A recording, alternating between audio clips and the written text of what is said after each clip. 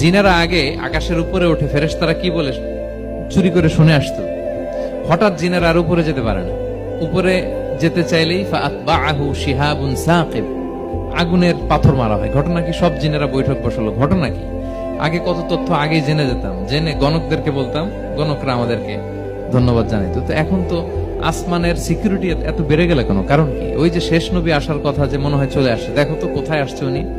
খুঁজতে খুঁজতে খুঁজতে একদল ওই দিন ফজরের সময় আল্লাহর হাবিব সাল্লাল্লাহু আলাইহি ওয়াসাল্লাম রক্তাক্ত হয়ে ফজরের সালাত যখন পড়তেছেন, ওই কোরআন তেলাওয়াত শুনে তারা এলাকায় যেয়ে বলল যে ইন্না সামি'না কুরআনান আজাবা, আজীব কোরআন শুনে আসছি, ইয়াহদি ইলা রুশদি, এই কোরআন মানুষকে হেদায়েতের পথে নিয়ে যায়। ফাআমান্না বি, আমরা ঈমান এনে ফেললাম। সুবহানাল্লাহ পড়েন।